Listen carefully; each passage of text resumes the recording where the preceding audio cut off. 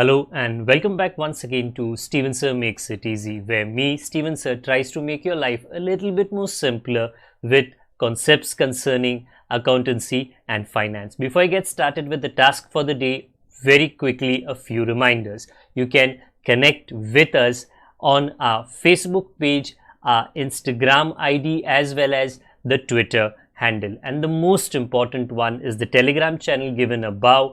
If you have not installed Telegram on your mobile phone and you are a subscriber of the channel, it's my request, please get connected to the Telegram channel above, join it, so that this particular Telegram channel is used for official communication to inform you, to update you about the lectures that will be premiered the next day, as well as the most important thing, the PDF of the question and answer, whatever is coached and tutored on this particular platform will be shared at the end of that particular chapter, so that you can download it and use it for your future reference basis. Also, if you do intend to purchase the textbook from which the necessary questions are explained during the various lectures, the purchase link is provided in the description of every lecture. And most importantly, if you have missed out the past tense, that is the last lecture, there is an I button given above. Please click it, watch that particular lecture, and then you can come here. Very importantly, at the end is, if you have not subscribed to our YouTube channel, please do make that a task for the day and subscribe to our channel, and together with that also press the bell icon so that Mr. YouTube notifies you about lectures which are uploaded on this particular platform. That's as far as the reminders are concerned. Let me get started with today's lecture. Hello and welcome to Steven Sir Makes It Easy, जहाँ पे आज मैं आप लोगों को, आप बच्चों को इश्यू ऑफ शेयर्स का चैप्टर सिखाने वाला हूँ। ऑलरेडी पिछले 2 लेक्चर से ये चैप्टर की शुरुआत की गई है। कंपनी क्या होती है, कंपनी में शेयर्स का महत्व क्या है, शेयर्स की वैरायटी क्या है, ये सारा तामझाम, और शेयर कैपिटल की वैरायटी क्या है, ये सारा जो वैरायटी है वो हमने पक्का कवर अप कर लिया है। आज थोड़ा प्रैक्टिकल की तरफ हमारे रास्ते को मोड़ लेते हैं कि इसके ऊपर एक प्रैक्टिकल क्वेश्चन कैसे आ सकता है। ओके, ऑब्जेक्टिव स्टाइल में आप कह सकते हो। सो वेरी क्विकली थोड़ी कहानी में आगे बढ़ाता हूँ और याद दिलाता हूँ कि मैंने आपको पिछली बार क्या क्या समझाया था। एक दुकान जो छोटी या मीडियम या बड़ी है, वो या तो सोल ट्रेडर कहा जा सकता है, या उसे पार्टनरशिप या उसे जॉइंट स्टॉक कंपनी कहा जाता है। सोल ट्रेडर का मतलब होता है जब एक ही इंसान उस पूरी दुकान को संभालता है। जब 2 या 2 से ज़्यादा दुकान को संभालते हैं तो उसको पार्टनरशिप कहा जाता है। और जब अनेकों लोग अपना मेहनत का पैसा किसी कंपनी में डाल के उस कंपनी के एक टुकड़े को खरीदते हैं या कुछ टुकड़ों को खरीदते हैं, जिसे शेयर्स कहा जाता है, उस कंपनी को जॉइंट स्टॉक कंपनी कहा जाता है। सो दिखने में ये कैसे है? कुछ इस प्रकार कि कोई भी मैं भारत देश तक की बात कर रहा हूँ कि अगर आपको भारतीय कंपनी में अपना पैसा इन्वेस्ट करना है, अगर आपको लगता है कि ये कंपनी का भविष्य उज्जवल है, कोई बात नहीं है जी, आप उस कंपनी के शेयर्स खरीद सकते हो। कितने शेयर्स खरीद सकते हो, अब वो डिपेंड करता है, निर्भर करता है आपके पास पैसे कितने हैं। अगर आपके पास पैसे बहुत है, आप बहुत शेयर्स खरीद लीजिए, थोड़े कम है तो थोड़े कम शेयर्स खरीद लीजिए। अब ये शेयर्स की वैरायटी क्या होती है, इक्विटी शेयर्स, प्रेफरेंस शेयर्स, ये हमने पिछली बार कर लिया है। और हमारे आने वाले लेक्चर्स में, इसी चैप्टर में कुछ प्रॉब्लम्स में हम इक्विटी शेयर्स को हैंडल करेंगे और कुछ प्रॉब्लम्स में हम प्रेफरेंस शेयर्स को हैंडल करेंगे। अच्छा, शेयर कैपिटल की क्या वैरायटी है, ये बहुत इंपॉर्टेंट है, क्योंकि आज का जो क्वेश्चन है ये इसके ऊपर बेस्ड है। का मतलब क्या है मेरा, देखिए, जो कंपनी की शुरुआत होती है, सबसे पहले उस कंपनी को, अपने आप को, कंपनी की शुरुआत प्रमोटर्स करते हैं, बराबर। कुछ ऐसे लोग जिनको एक आइडिया है कि हमें एक कंपनी शुरू करनी चाहिए और ये कंपनी ये काम करेगी, ये प्रोडक्ट को बनाएगी, इस प्रोडक्ट को बेचेगी। उसको प्रमोटर्स कहते हैं, कि जो प्रमोट करते हैं उस कंपनी को। जब वो जाते हैं रजिस्ट्रार के पास, रजिस्ट्रार इज़ अ पर्सन जिसके पास जाना पड़ता है, क्योंकि आप चुपके से ये काम नहीं कर सकते। कंपनी की शुरुआत आपको जाना पड़ेगा रजिस्ट्रार के पास और आपको ये उनको बोलना पड़ेगा, देखिए ये कंपनी हमको स्टार्ट करना है। तो वो आपसे कुछ इन्फॉर्मेशन लेगा। सबसे पहली बात, वो आपसे इन्फॉर्मेशन लेगा ये कंपनी का ऑथराइज कैपिटल क्या है। ऑथराइज्ड नॉमिनल कैपिटल, इसको दूसरे वर्ड्स में, दूसरी भाषा में, दूसरे शब्दों में कहा जाता है। तो ये जो ऑथराइज कैपिटल होता है, ये वो कैपिटल है, क्योंकि कैपिटल का मतलब मालिक से लिया गया पैसा, और क्योंकि ये पब्लिक कंपनी है, ये पब्लिक से पैसा लिया जाएगा। तो कितना पैसा ये कंपनी ले सकती है, मैक्सिमम, ज़्यादा से ज़्यादा अपने जीवन काल में, उसे कहा जाता है, आपको फॉर्म में लिखकर भरना पड़ता है, ऑथराइज्ड कैपिटल या रजिस्टर्ड कैपिटल या नॉमिनल कैपिटल। कंपनी जो लिखती है, ऐसा नहीं है कि कंपनी सारे पैसे शेयर होल्डर्स से लेती है, नहीं, जितनी ज़रूरत है उतनी ही वो पब्लिक को ऑफर करती है, उसे कहा जाता है सब्सक्राइब्ड कैपिटल। पब्लिक उसमें से जो शेयर्स खरीदती है, हो सकता है सारे शेयर्स खरीदे, हो सकता है कुछ शेयर्स खरीदे, उसको कहा जाता है, अच्छा थोड़ी गलती लगता है मुझसे हो गई, कंपनी जो शेयर्स पब्लिक के सामने रखती है खरीदने के लिए, उसको कहा जाता है इशूड कैपिटल, और पब्लिक उसमें से जो खरीद कर लेकर जाती है उसको कहा जाता है सब्सक्राइब्ड कैपिटल। अब ये जो ऑथराइज कैपिटल है, मैक्सिमम शेयर्स, और इशूड कैपिटल है जो कंपनी को बेचना था, सब्सक्राइब कैपिटल जो पब्लिक ने खरीदा, उसके बाद में पैसे का भी लेन देन होना है।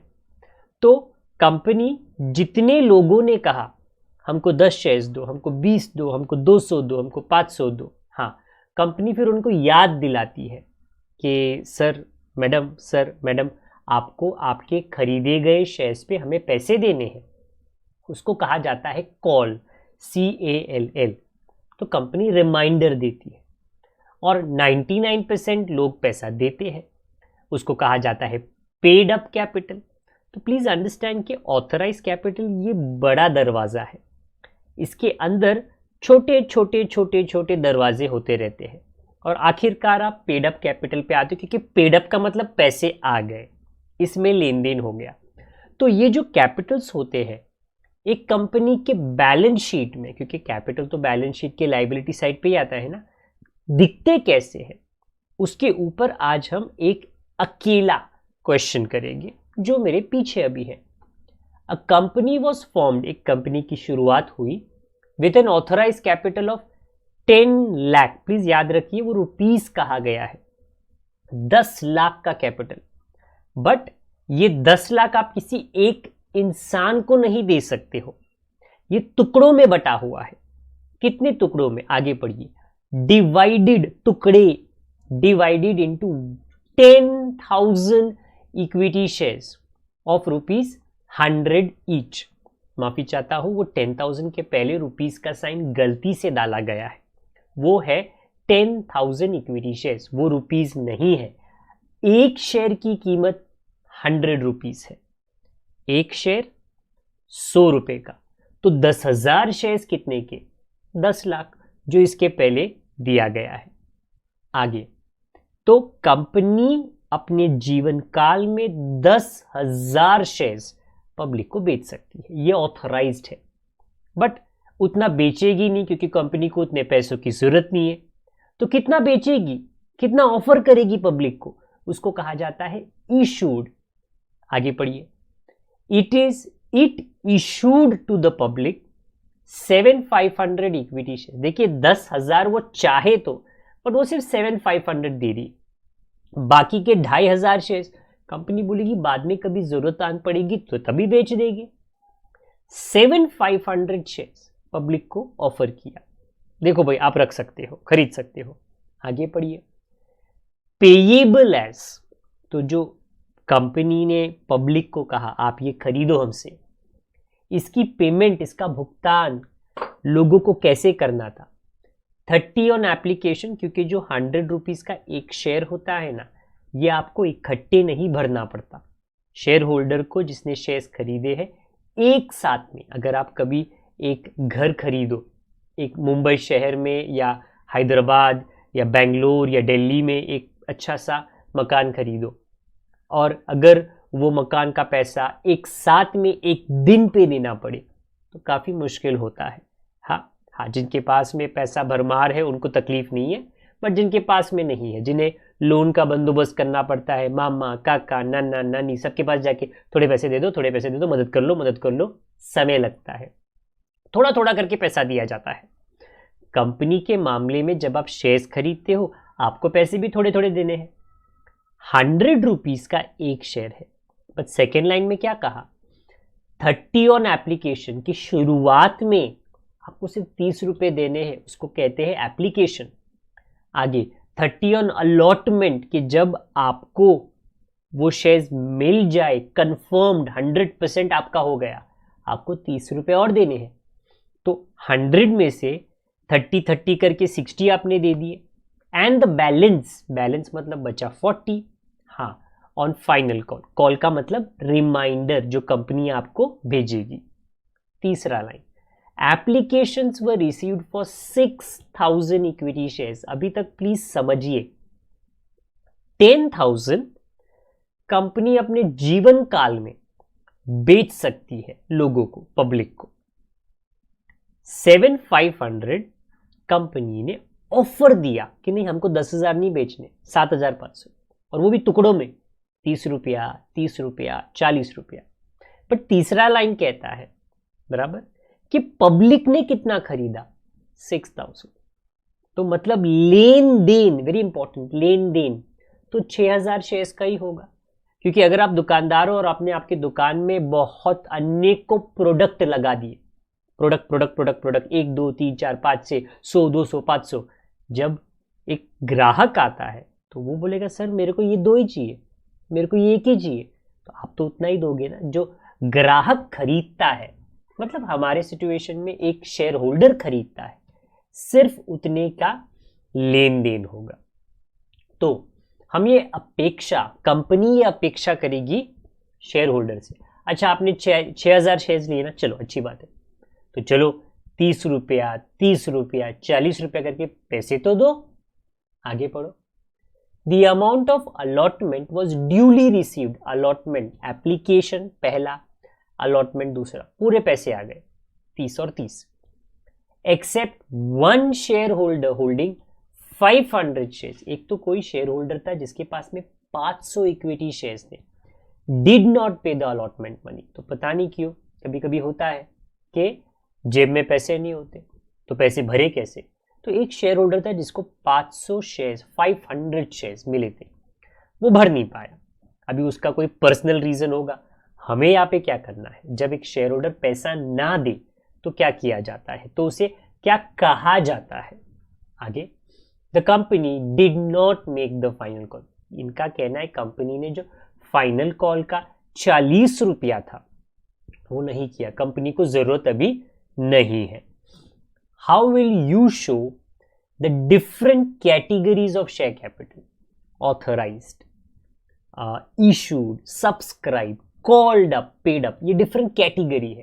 क्वेश्चन, बैलेंस शीट में आप इसे कैसे बताओगे। तो जी आज का जो हमारा कार्यक्रम है ये उसी के लिए है कि कैसे दिखाएंगे। अच्छा, ये हमारा क्वेश्चन, और ये आंसर लिखने के लिए हमारा बैलेंस शीट, जिसके उस तरफ पे लाइबिलिटी है, इस तरफ पे एसेट। कैपिटल की पूरी रामायण लाइबिलिटी साइड पे आएगी। सबसे पहले आपको ऑथराइज कैपिटल लिखना पड़ता है क्योंकि वो सबसे बड़ा है। ओके, तो ऑथराइज कैपिटल का इंफॉर्मेशन लिख लिया कि 1,00,000 शेयर्स नहीं जी, ओके, 10,000 शेयर्स, वो 100 रुपीज के हैं, तो ऑथराइज कैपिटल इसके मल्टीप्लीकेशन पे 10 लाख आता है। इसके नीचे हम डबल अंडरलाइन करते हैं, मतलब ये बैलेंस शीट में एक रफ टोटल है, इसे आपको बाकी नंबर्स के साथ ऐड नहीं करना, ये बस डिस्प्ले के लिए है, डिस्प्ले। अच्छा, 10,000 शेयर 100 रुपीज की मल्टीप्लाई किया 10 लाख, ये ऑथराइज कैपिटल बटा हुआ है 10,000 शेयर्स में। कंपनी ने कितना ऑफर दिया पब्लिक को? 7,500 का, थोड़ा मिक्स एंड मैच है। 7,500 कंपनी ने कहा आप ले लो, 7,500 शेयर्स ले लो। हाँ, वो 100 रुपीज के, मतलब कंपनी ने बेचने की कोशिश की 7,50,000। तो ये दूसरा इंफॉर्मेशन है कैपिटल का।